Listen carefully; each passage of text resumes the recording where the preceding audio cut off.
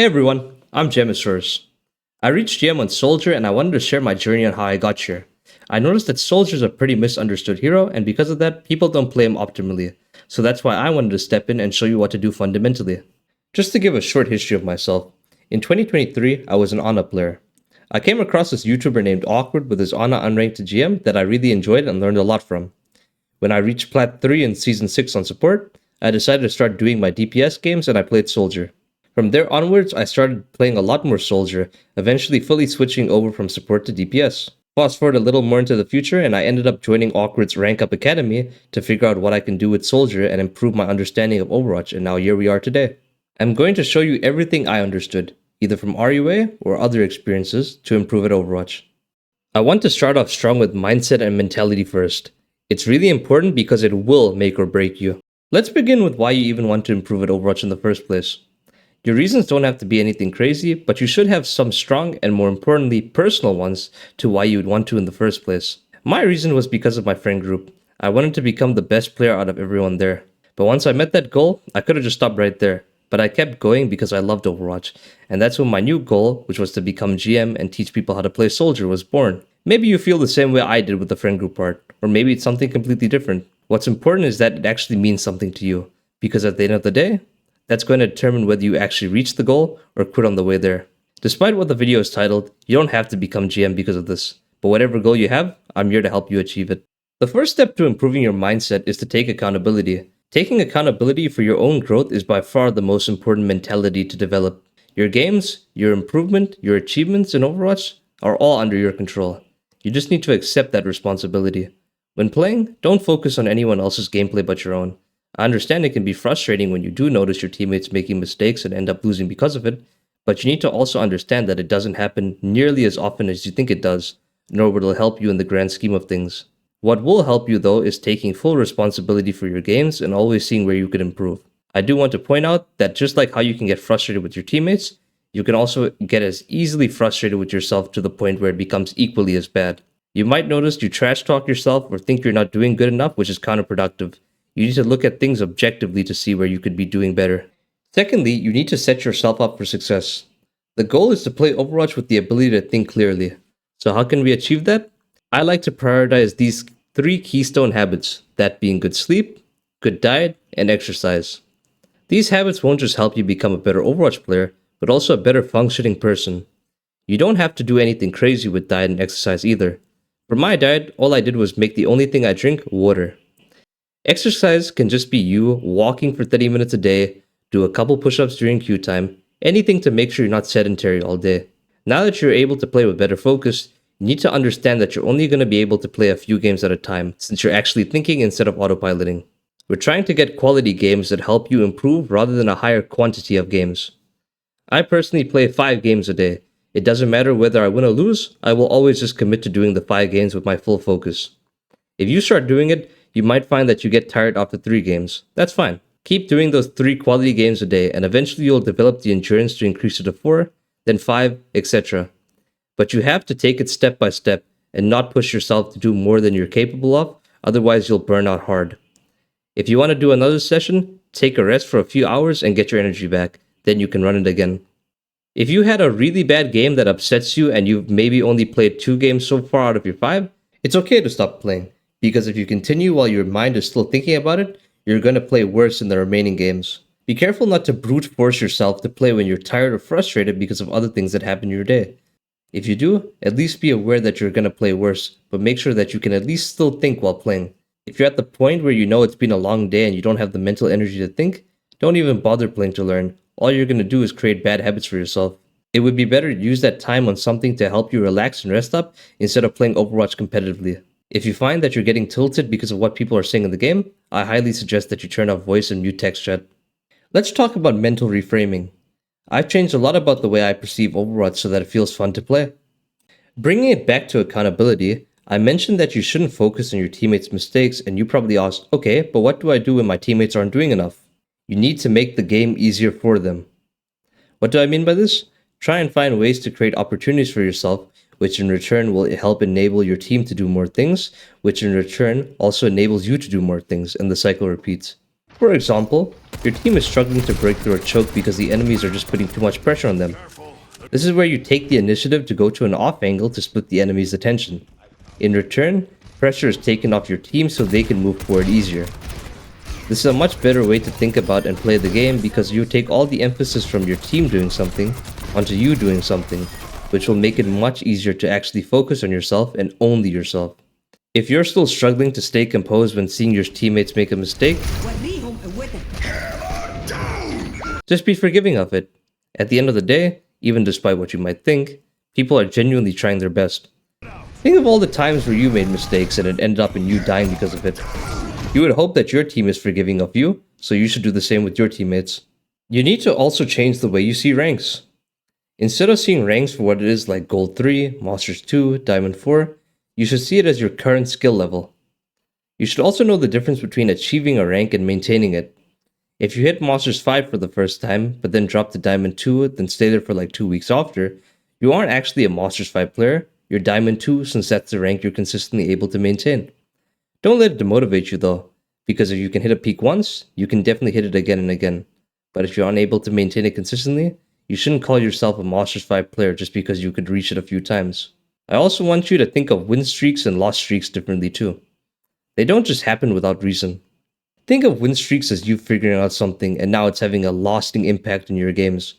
Let's say for example you realize your damage was low, so you decided to work on your uptime, and because of that, you're doing way more damage on average, which is winning you a lot more games.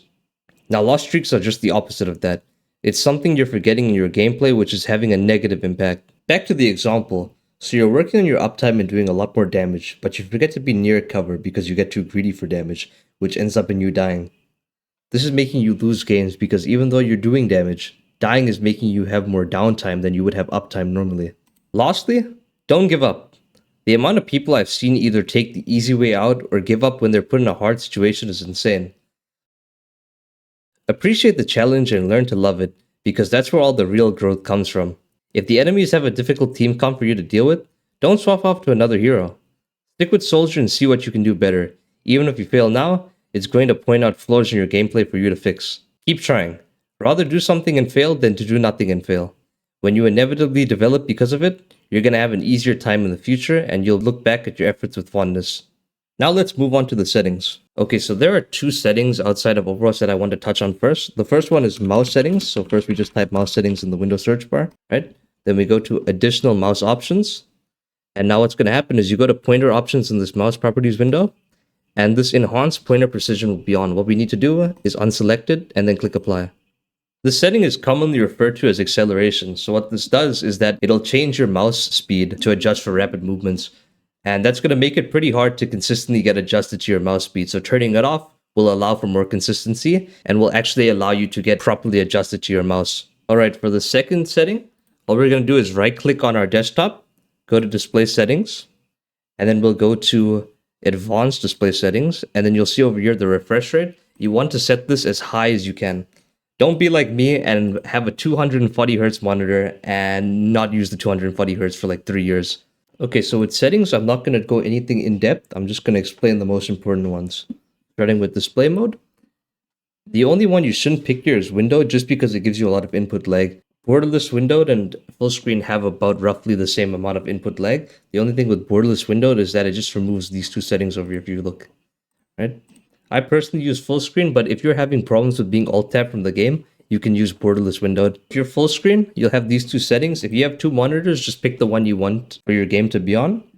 And then with resolution, you just, if it's not already at the highest, just make it the highest resolution it can possibly be. Okay, so with field of view, you want this to be at 103, the maximum you can do it. The reason why is just because you can see a lot more on your screen, and that's an inherent advantage. With render scale, you want it to be at 100. Because it means that things will be less pixelated. But if your PC is struggling with that, you can just set it to 75. With stuff like the VSync triple buffering and reduced buffering and NVIDIA Reflex, I would just suggest you copying what I have right here. So with graphics quality, if you're a person who just cares strictly about performance, then just copy everything I have here. Now, if you're someone who enjoys having high quality, that's completely fine. But I just want to bring your attention to 3 different settings that you should lower, okay? So that'll be local fog detail, model detail, and effects detail. Lowering these will just remove a lot of clutter on your screen. and will help with your visibility. These are the only settings that if you do play on high quality, I would recommend lowering. With displaying performance stats, I personally like it on, and I like to have show frame rate, show GPU temperature, and show network latency, as well as the system clock. Okay, so now that you've adjusted graphics quality and you've shown your FPS, what I want you to do is go into a game of quick play or something to that extent, and just see where your frames are during the game when it's like a kind of a messy team fight. And so what you'll do is you'll just adjust your maximum frame rate to match whatever frames it showed in the game.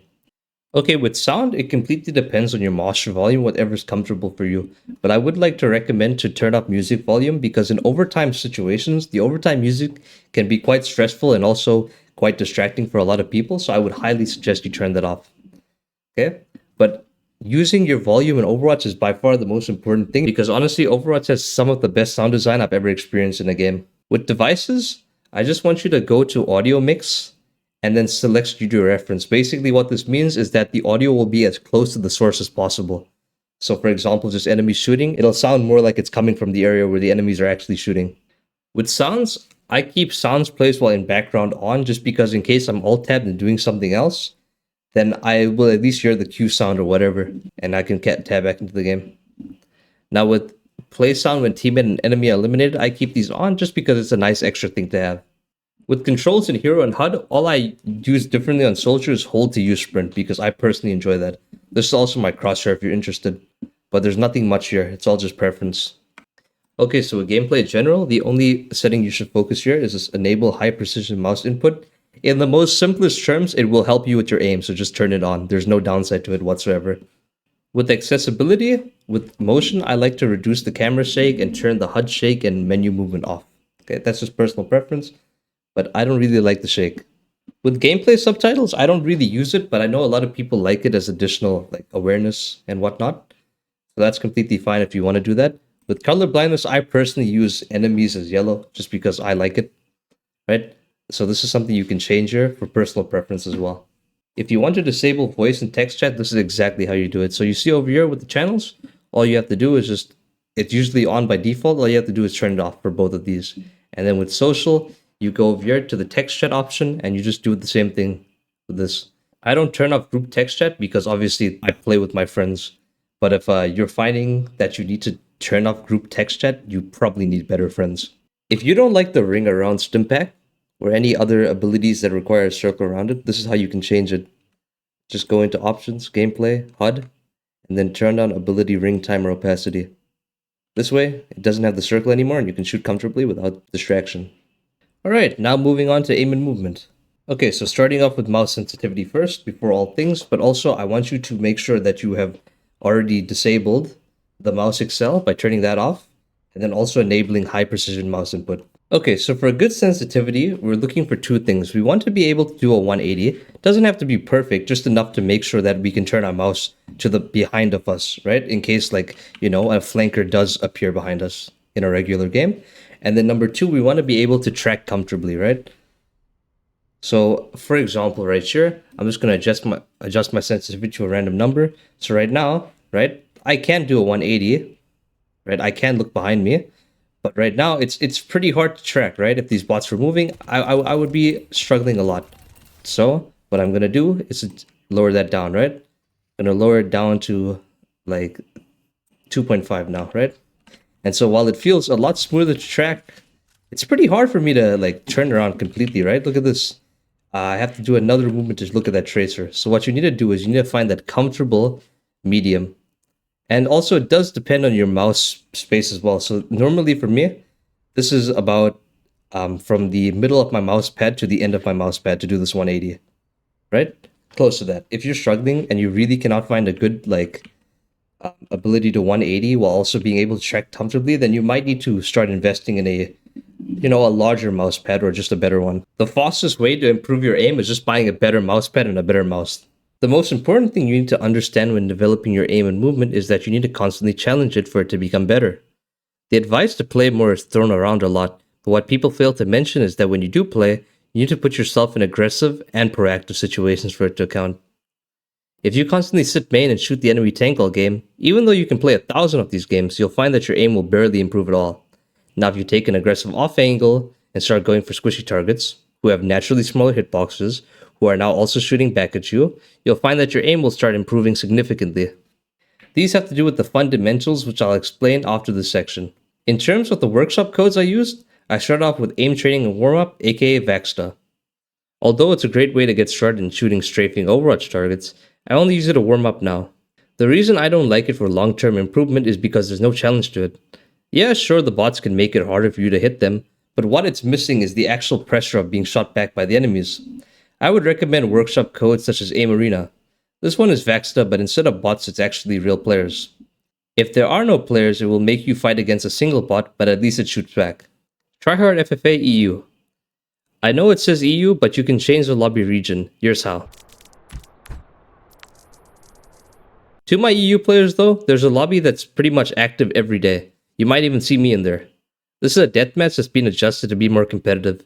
It's by far my favorite code to actually improve not just your aim, but also other skills that carry into your normal games like cover usage. Last but not least, the iconic Seda 1v1. This one will really test your dueling skills, forcing you to take 1v1s constantly. I like to use this one when I'm in a duo because then it's just non-stop 1v1s. Here's how you can adjust it to make it so you can choose soldier and only play soldier. You can also find a bot if you want. Just make sure it's you and no one else in the lobby, then it automatically put a bot in. Be warned though, these bots are ruthless. It's more like a test against your mental than your aim against them. I also want to stress the importance of good trigger discipline. Don't just spray and pray. When you notice your crosshair actually goes off someone, stop shooting, realign the crosshair back on the target, and continue shooting again. Shooting when your crosshair isn't on someone is a bad habit, not just for your aim but also for your ammo. Be intentional with your shooting. Movement is a severely underlooked and underappreciated aspect of Overwatch. It's actually my favorite thing about the game. Good movement will make it difficult for enemies to land their shots on you.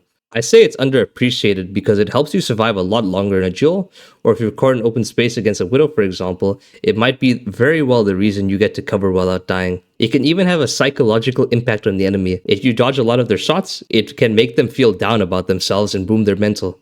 Before I get into how to do good movement, I want to show you common mistakes when it comes to movement. Number 1, standing still. Players stand still to make it easier for themselves to hit their shots. It's bad though because standing still obviously makes you an easier target to hit. There could also be a Widow somewhere where you don't see her, but just because you decide to move a little bit, it makes it much harder for her to take the shot when compared to standing still. Number 2, moving in straight lines. You've got the idea, at least you're actually moving, but moving in a straight line makes it just as easy to shoot you as standing still. Instead, add a counter strafe. What is a counter strafe? A small movement in the opposite direction you were going in initially. This will throw enemies off guard and make them miss their shots. Number 3, jumping. You probably already know it's a bad thing to do, but I'll elaborate. Jumping is not as good movement as you think it is. From the enemy's view, it puts you in a motion that's super predictable and easy to hit. It results in you taking more damage than you need to, and it can lose a duel that should have been in your favor. The only time you should ever jump is when you're trying to get over a ledge. Otherwise, you shouldn't jump at all. Number 4, AD spamming. When I say AD spamming, I mean literally tapping the AD keys so fast that you basically don't even move. So all the enemies have to do is aim for the center moss. There's also the more predictable type of AD strafes that have a rhythm to it, which result in the enemy shooting you easily. Like one where you move left for a second, then right for a second. These are really easy movements that can be read by the enemies and then used against you. Okay, so what is good movement then? Good movement is unpredictable yet intentional movement. You want to move left or right, and when you think the enemy is about to fire their next shot, counter strafe. Add some crouches as well to mix up where your head height will be, which will make it much harder for characters like Widow to predict where your head will be. Against tracking characters like Soldier and Tracer, you're not going to dodge every shot of theirs, but try to avoid it as much as you can. The goal of movement here is to try and reduce the amount of damage taken by these heroes. Since they're tracking, you're going to find that you'll be counter strafing more often than single shot characters to try to throw them off. The final part of good movement is to bait the shots. What do I mean by this? Instead of peeking with your full body first and end up dying because the Widow was waiting for you the entire time, show her a little bit of you like your elbow and a bit of your shoulder, then quickly move back into cover. By then she must have fell for the bait because she predicted you would have walked out fully by now to expose your head. After this, you have the opportunity to attack her, then go back into cover once her shot is charged. Baiting the shots work for a lot of characters that aren't just Widow though.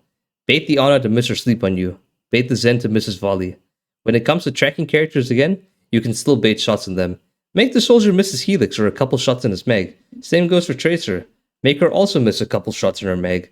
This way, you force them to have to reload sooner when fighting them, which gives you the upper hand in a duel. Let's get into the most important part of Overwatch now, the fundamentals. Starting with Uptime. Uptime is the core fundamental. All the other fundamentals build on it, enhance it, and increase it. It's by far the most important fundamental because of this. So what is Uptime? It's the fundamental of doing things that get value. What's value in this case? Doing damage. Every second that you're in the fight should be spent doing damage. If you're not doing damage while the teamfight is actively happening, you're doing something wrong. You should also be doing damage before the fight. Why should we do it? Damage before the fight allows us to do several things. Number 1, it delays the enemies from doing what they want. If you do damage to the enemies as they're trying to move to where the fight should happen, you're delaying when they engage, which will waste their time and bring you more progress on your objectives. If they want to set up on an angle that will help them with the teamfight, but because you were there doing damage to them beforehand, they're unable to take it. Number 2, forcing cooldowns. If you're doing damage for the fight, naturally the enemies will try to use cooldowns on you to make you stop. This is really good for you because when the fight does happen, they probably won't have it and will delay their aggression until they get it back. I didn't mention getting a kill because although it would be nice, you're generally not going to get kills during this phase. There's also damage after the fight. If you notice that the enemies are moving back because you killed some of their team, push forward and capitalize on that advantage. Don't just stand there waiting for the next fight. Alright, so now that you've started having more uptime, you're finding yourself to have a lot more damage now in your games. The problem is you're still losing. So what happened? Alright, so we'll take a look back at the VODs and yeah, okay, that makes sense. You're just shooting a tank that doesn't die. So yes, we have more uptime because we shoot more. However, the issue is that it's just damage, but it's not meaningful damage. What is meaningful damage? To put it simply, damage that leads to a kill, damage that makes the enemies move back, damage that makes the enemies hide, and damage that forces cooldowns. And how we achieve this is by performing the next two fundamentals. Off angles are just a separate point of pressure from your team. It can be as small as a few steps from your team, or it can be as aggressive as a flank. With you understanding this, we're going to break down off angles into levels, going from 1 to 3, where each level gets increasingly more aggressive. We're going to start off with level 0. It's not really a level, which is why I didn't say 0 to 3. It's more like a starting point. Level 0 is stacking with your team. No off angles whatsoever. You generally do this in the beginning of the round because you have no idea who or where the enemies are. You might think stacking is good because you're closer to your team, but the reason it's not is because you take a lot of spam damage, or rather, damage that wasn't intended specifically for you. You also find you won't be able to damage the more killable targets if you're with your team, as the enemy is blocking off or simply using cover against your entire team. Now that you've done level 0 and see what the enemies have and where they are, it's time to increase the level of your off angle to level 1. Level 1 off angles are nothing crazy at all. They're just an off angle a few steps apart from your team, but your team can still see you and help you. The thing to note about this off angle is that it forces the enemies to make a choice between you or your teammates. The way to tell if you've done it right is that the enemy has to actively move their crosser to you if they want to attack you. This will pressure the enemies a lot more as they have to now split their attention, damage cooldowns, and also keep in mind the new angles they can be attacked from. If you've been at the level 1 off angle for some time now and nothing's really happening, like no one's dying or the enemies aren't going back, it's time to ramp it up to a level 2 off angle. Level 2 off angles are just more aggressive off angles. You'll expose a lot more enemies that you can shoot. As Soldier, you'll find yourself on these off angles a lot of the time. This off angle can still be supported by your team, or at the very least, you're able to make it back to them within a 4-second rotation. You'll see that you're able to kill enemies, force cooldowns, and make them move back, aka meaningful damage. Be careful though, since you're such a threat, the enemies are more likely to shoot you and use their cooldowns to force you away. Now if a level 2 is not quite guaranteeing the victory of the teamfight, or you're losing, it's time to go to the final level, level 3. Level 3 is a level where your off angles are now flanks. This is the off angle where your team can't directly help you because you're either blocked off by cover or just too far away. And you can't run back to them because it'll be too long of a rotation during the fight. I say they can't directly help you with heals or shielding, but they can still indirectly help you by also getting the enemies distracted or just capitalizing on your distraction. Now that all of this has been said, I want to share my biggest mistake with off angles. My first mistake was thinking off angles had to always be big. The thing I was taught is that flanks are off angles, but not every off angle is a flank. Don't just go to a flank because you feel level 1 is too small for you. Take it step by step, which is my next point. The levels are there for you to do that. Don't just go from level 0 to level 2 instantly. Follow the progression. Now that you're able to off angle consistently well, it's not good enough if you're just going to end up shooting a full health tank. This is where target priority comes in. Target priority is shooting killable or dangerous enemies. What makes them killable? Low HP, in open space, too far forward, no defensive cooldowns, isolated, and distracted. What makes an enemy dangerous? If they're putting lethal pressure on you or your team. Lethal pressure just means damage that can result in you or your team dying. A Roadhog shooting you from 30 meters away isn't dangerous, but a Genji who's fighting you at close range is. The most important part about target priority is realizing it's also about where you are. If a Winston jumps onto your team and is a threat, but you're on an off angle too far away to make it back to help, don't. Instead, just go for the enemies nearby. They're more focused on trying to help their Winstons, so use that to your advantage. Even if you don't kill them, you're distracting them, so now they won't be able to deal damage to your team or heal their Winston like they wanted to. Another thing to consider when your team is getting pressured is how many people are present. If we had another situation where Winston dives your Ana and you're nearby, but there's also a BAP near your Ana as well, use the opportunity to move somewhere where you can shoot the other enemies. Your team will likely be fine without your help, so go make your damage meaningful by moving to killable targets.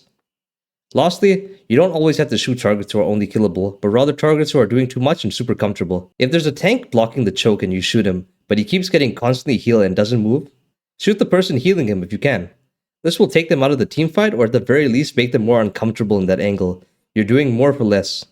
Target priority can also be an indicator for you to rotate to a new position.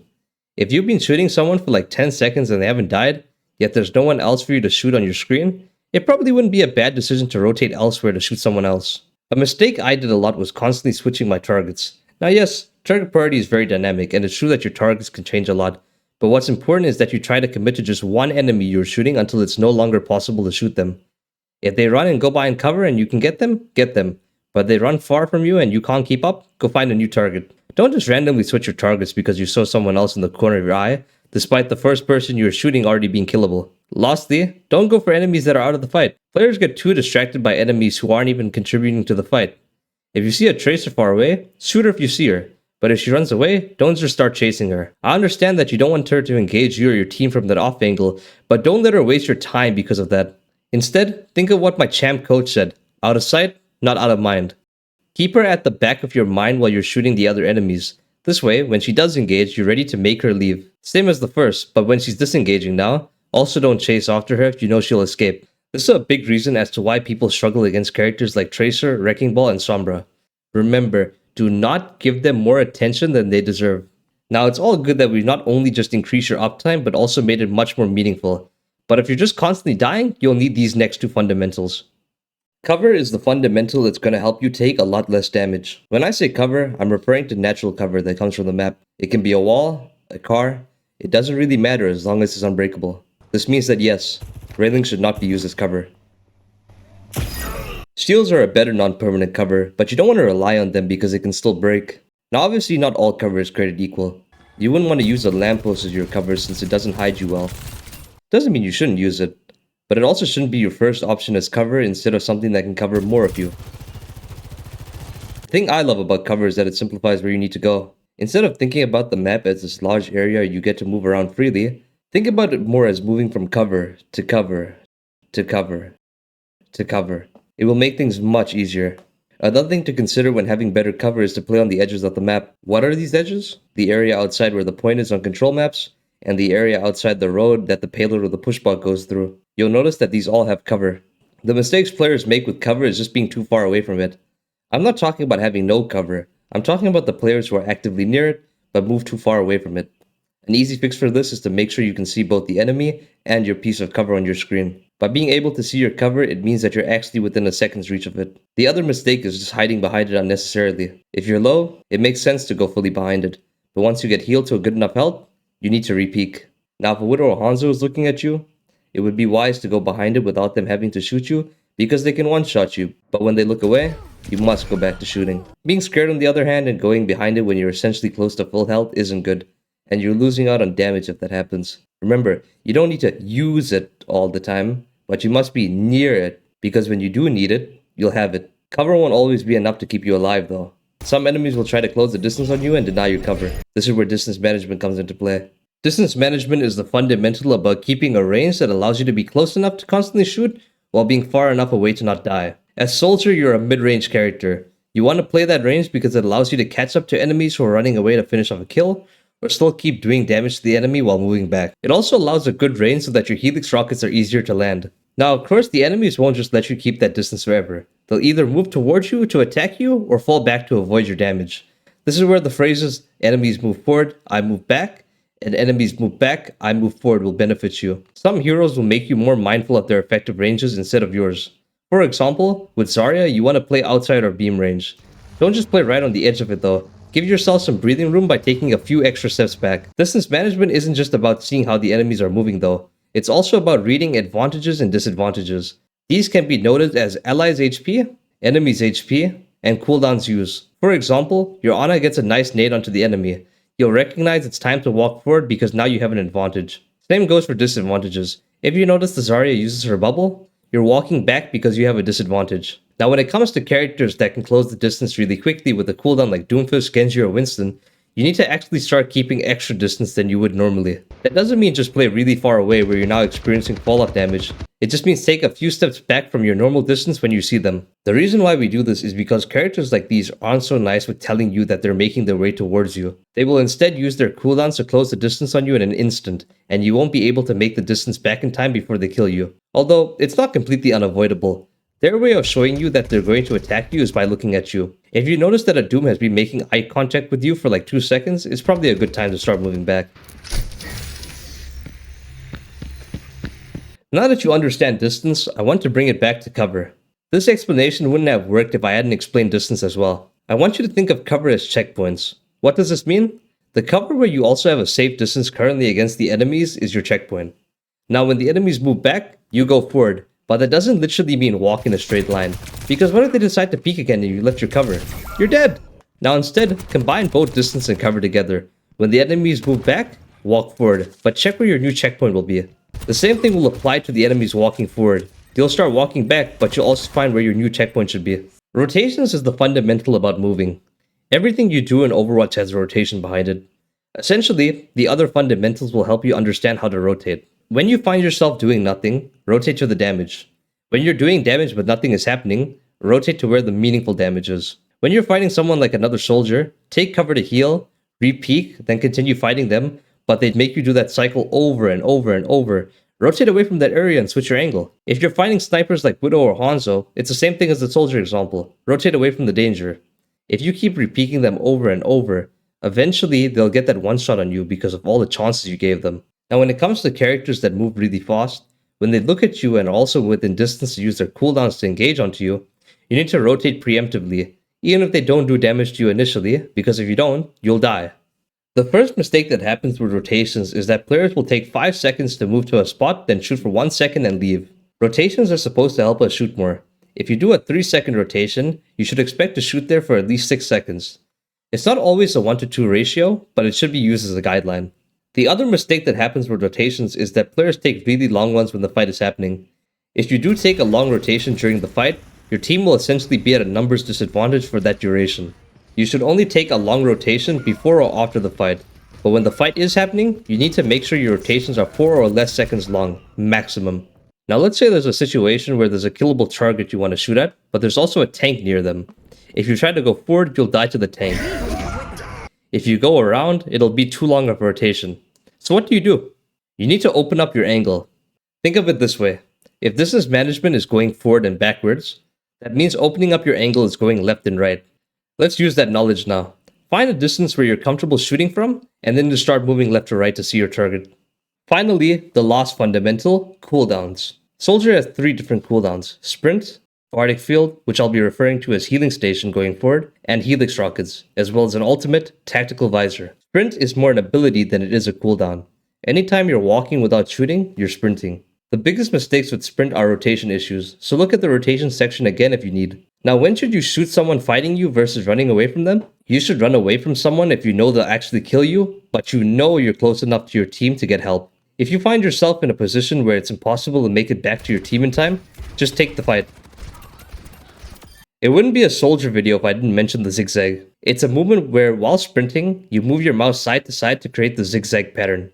Be careful not to do it too fast though, because you basically won't move at all.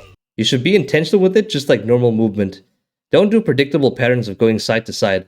Switch it up. The zigzag should be used when you're trying to run away while the enemies are shooting at you, or used to waste their time if they're shooting you while they're in your face. Healing Station should be used when you're actually taking life-threatening damage. You shouldn't just use it because a Moira orb tickled you. I like seeing soldier players pee themselves when this happens.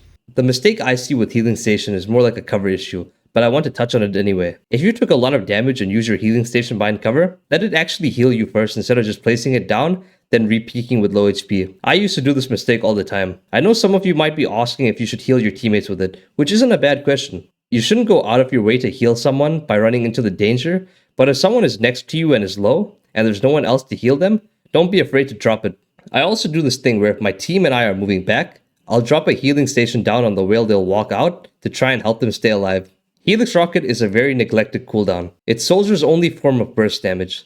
Because of this fact, it's very important that the first instant of damage you apply to an enemy is with your Helix. What does this mean in simple terms? Just use your Helix first. By the time the enemy has any realization that you just shot them with Helix first, half their health is already missing, and you'll probably kill them before they escape. If you shoot even one shot before the Helix, you give the enemies time to react. They might start getting ready to use cover, and they'll start using movement to make the Helix harder to hit. To simplify it, number 1, every time Helix goes off cooldown, use it. And number 2, try to use Helix as your first attack. When you Helix, aim at the enemy's feet. By doing this, if you hit the Helix on the feet, you'll get the full 120 Helix damage, but if you miss, at least you'll still get the splash damage. The same can apply for flying characters near a wall or ceiling. Just aim the Helix for the part of them near the wall, and if you miss, you'll still get the splash damage. When the flying characters are near a wall though, don't be afraid to take the difficult shot. Now here are the exceptions to not Helixing first. Against characters like Tracer and Genji, you have to play a mind game with them. They can avoid your Helix by either blinking or returning it back into your face with deflect, so you can delay when you shoot the Helix because of that. Now, if Tracer doesn't have any blinks or Genji doesn't have deflect, that's your opportunity to Helix without worry. Here's how I made Helix a consistent habit. Enter custom games, create your own custom game, import the code VAXTA, and now what you should see here is this workshop setting. So we go into this, and then what you should look for is this instant ability cooldowns and ultimate charge. What you should do is turn this off. Now all we have to do is go into VAXTA, pick Soldier obviously, start warm-up. Now you see every single time you use Helix, it'll be on the 6-second cooldown compared to normal where the abilities instantly refresh. So what you can do is you can do your standard aim training, warm-up, whatever, but make sure every 6 seconds you remind yourself to use the Helix. So right now I have Helix in 2, now I'm with Helix. Right? And just keep doing that over and over. It doesn't really, you can do that in between your queues, doesn't matter. Or it could also take some time aside, like maybe 5 minutes to just do this separately. You don't even have to be in queue. Once you've built the habit of using Helix consistently, you can move on to the next level of Helix usage, which is to primarily use Helix on targets who you can follow up the damage of the Helix on. It sounds like a mouthful, but what it simply means is that when you shoot an enemy with Helix, you should be able to follow up shots with your normal ammo to try and get a kill off of it. This means that instead of shooting your Helix at a tank that won't die, even when you shoot them normally afterwards, you can actually save your Helix and rotate to a killable target and use your Helix on them instead. This is also another exception of using your Helix first. Lastly, Tactical Visor. People say Visor is a bad ult, but that's because they're not setting themselves up for success with it. The only conditions you need is to make sure you use it mid-fight, preferably after you've already shot at least half your mag, and have the enemies in open space. I see a lot of soldiers just use it without even confirming where the enemies are, which lead to them using Visor into empty space. Visor is an ult you want to try and use as soon as you get it because of how easy it is to build. The only time you wouldn't want to use it is if your team is already winning or losing the fight. It's just unnecessary. There's also a small animation cancel that you can do when placing down Healing Station first, then popping Visor. I've got you in my sights. Get out of my way, or I'll... Stats are a useful tool in helping you understand what to do better. The problem is that players focus on the wrong stats or don't know how to read them.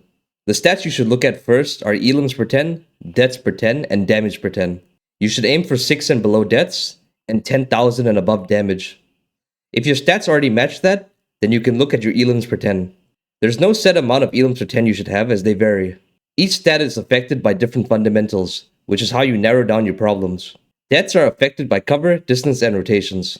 Not mentioning cooldowns though, because Healing Station's not really going to save you as much as you think. Damage is affected by uptime, off angles, target priority, and rotations. Distance, if you're playing far away where you're having damage fall off. Cooldowns, in regards to your Helix. Using it consistently well will result in additional damage because of it. Elims are affected by uptime, off angles, and target priority. Cooldowns with regards to Helix do play a role when you're first starting off. It'll generally be off angles and target priority that are your main issues to low elims for 10. But once you get to a level where your off angles and target priority are good, your Helix will become the most important thing to get kills. So keep that in mind for future reference. Now let's do some random example stats so you can improve your stat reading skills. Let's say a player has 17.41 elims per 10, 7.62 deaths per 10, and 9,438 damage. Yes, the damage isn't the ideal 10k plus, but what's more important is how high the deaths are. If we reduce those deaths, naturally, the damage and kills should go up, so figuring out what's causing this player to die so much is the priority, and that can be done through the fundamentals that help with dying less, which are cover, distance, and rotations. Another player has 16.58 elims per 10, 6.32 deaths per 10, and 9,782 damage per 10. The deaths are higher than the ideal 6 and below, and the damage is close but not quite there. But the biggest indicator comes from the kills. Although I said elims per 10 varies, 16.58 is on the lower end for Soldier, and although the deaths and damage aren't meeting the quota, it points out to a lack of meaningful damage. The deaths are caused not just because of mistakes, but simply because the enemy team are just winning more teamfights overall, which result in the inevitability of death, as well as the below average damage showing there's some lack of aggression. I would tell this player to focus more on trying to be aggressive.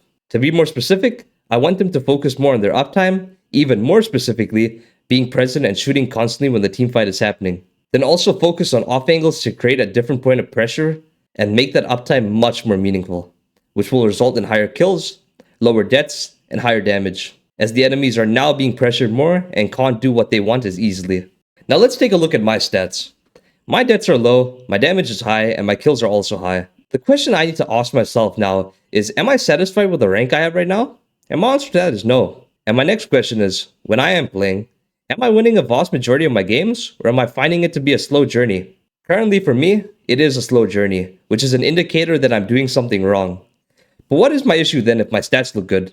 Remember how I said that if your damage and deaths are ideal, then the rule of thumb should have it be at least 1 to 2 elims higher than it is now? Well, that rule now applies. When someone has good stats but they want to be in a higher rank, it should tell you that they just aren't doing enough in the majority of their games to win. It is usually due to a lack of aggression. Not saying that they aren't aggressive players, but they're missing out on opportunities to be even more aggressive and capitalize on advantages to make the games as favorable to them as possible. Generally, even including characters that aren't just Soldier, it's due to a lack of off angles. They aren't moving to a position to kill the enemies soon enough, which is causing them to miss out on a lot of value that can make winning teamfights all the more easier.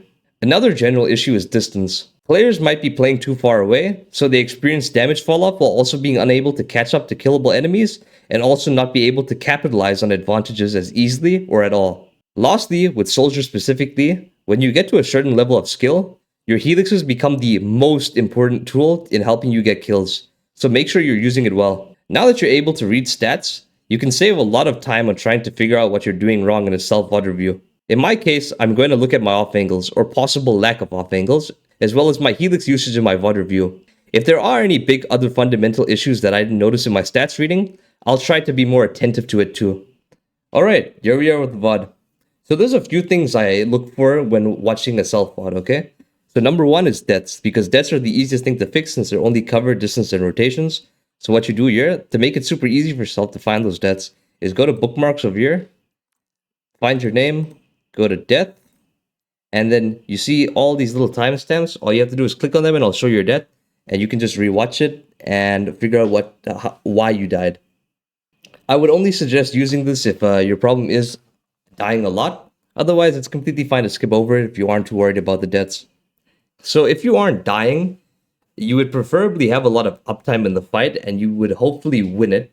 But sometimes you just aren't able to win it. And what I like to do is try and figure out, like, so if I don't die in a team fight, why did we not win the team fight? It's not so complicated. Don't overcomplicate it. I'm just trying to find where I could be doing more uptime and more meaningful uptime so that we could have won the fight. So I would be looking for, like, off angles. Is my target priority good? Am I shooting a lot? Things like that. Number 3 is intention versus execution. What this means is, what was your intention? What did you mean to do? And then how did you do it with your execution? So a lot of people, like, they want to go do damage for the fight, right? So the intention is good, doing damage for the fight. but their execution of it is maybe they push a little too far forward and die because of it. So that's a really bad execution of damage for the fight. So you look for things like that. But usually, like 90% of the time, people's intentions are very right. It's just the execution that goes badly. Okay, so what I normally do with VODs is that I'll watch team fights and then look at where I went wrong with them. So I'll see you when I'm making a mistake. Alright, so over here, I found a mistake. Number one, I rushed the Helix, as you can see there. I was aiming for the Genji. I actually was aiming for no one. I was aiming for pretty much no one. I just rushed it and I shot it. Right?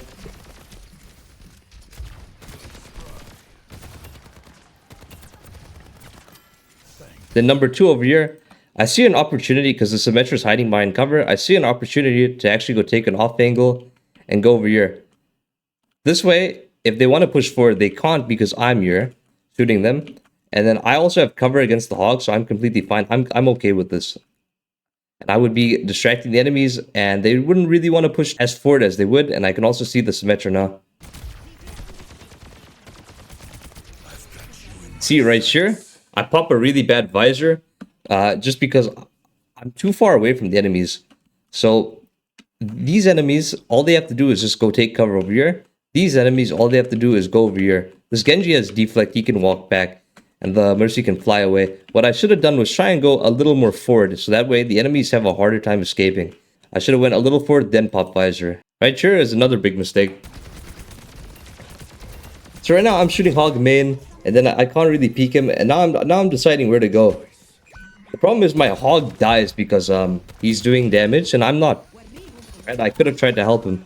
So what I think I should have done here, when rewinding it, was during this downtime that I had, what I should have done was take this opportunity and go over here and Helix them.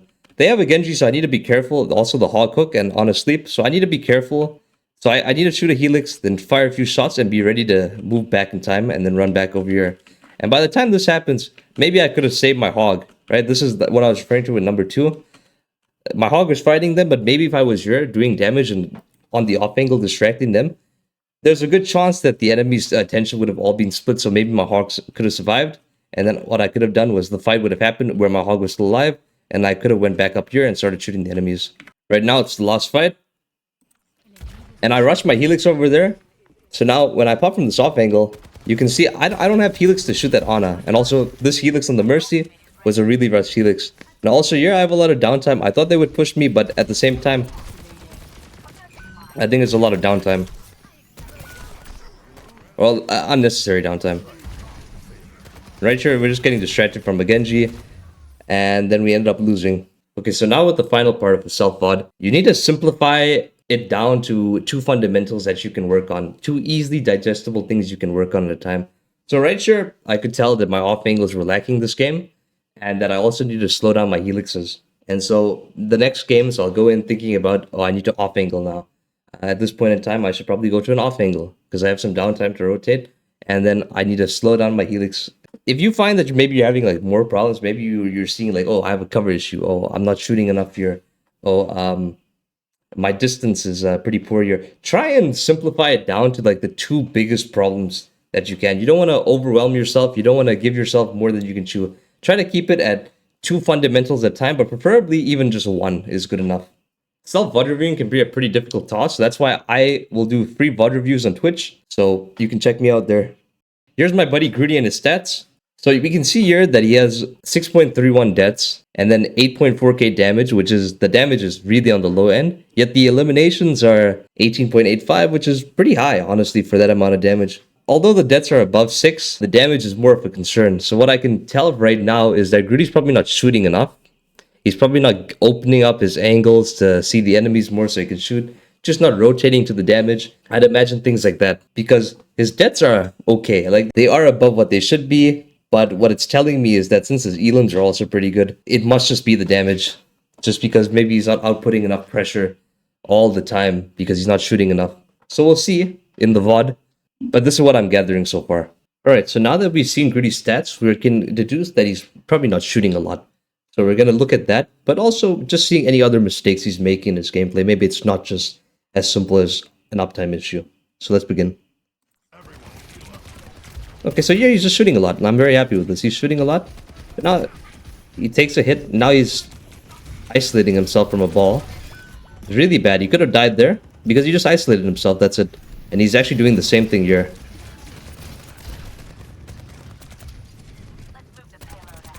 Now he's shooting again, which is really good. Okay, shooting. Now he's going back. But now there's a little bit of hesitation. What he should do is once he's back in the safety of cover, he just needs to peek down main again and just shoot. That's all he has to do right now because there's 3 enemies here. And all he has to do is capitalize on the fact that there's 3 of them down main in open space and just keep shooting them. He doesn't have to move right now. But he takes this rotation to the high ground, which is fine because he can still shoot. And he's shooting a lot. But right now he's like taking some time, so what he should do is open up the angle, right? Rotate to where the damage is. Because there's a soldier hiding behind cover. The chances of him peeking is not very likely, and we can't really get to him without jumping in the front of the enemy's faces. So what we should do is just maintain the cover and distance and just shoot. Open up the angle, right? We don't walk forward. We're just walking from left to right. So now we're walking right, and we can see these guys without even walking forward. And we still have our cover here if needed.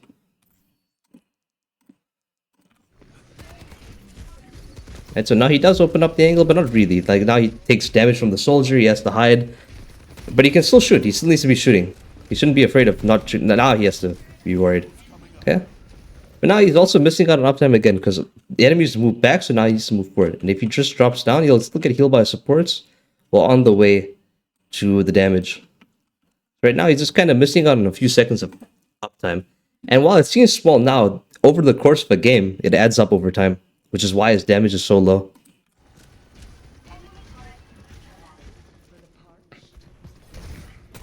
Alright, so we're shooting, which is great. But now we're too close to a torp. But like a torp overloading in front of our face, like a big thing to know is that number 1, we're in open space. Number 2, we don't have distance. And also number 3, if you guys remember the cover part, I said play on the edge of the map. He's playing exactly where the payload is, and he's also kind of stacking with his team. He's like on a level 0 off angle, which is why he's taking so much damage. Right? It's just a bunch of spam damage that he shouldn't be taking in the first place. What he should do is open up the angle, just go over here. Right? And he has cover and distance. Right? The cover's here. He has good distance. And he can see pretty much everyone. So he can just shoot forever. Basically. That's what he should be doing. But he does use the Kitsune, which is great. He's low, so he's waiting. Okay, that's good. Now he's shooting again, which is great. But I still like the other position better on the staircase. Now he's just kind of wasting a little bit of time here shooting. Now he's too close to a hog. Let's shoot the hog, make him go back. Now he's just like hesitant here. Like okay, now he's choosing. And I don't really like this one too much. The reason why is because if we push over here and the hog like decides to push us, if we run back, he can probably hook us because by the time we get back to our next checkpoint of cover, it's a good likelihood he'll catch up before we even make it there, so we'll die. It's just a long rotation, and besides, the enemies are not busy at all because our team is not really in their face and ready to fight. So it's just damage for the fight, which is pretty dangerous.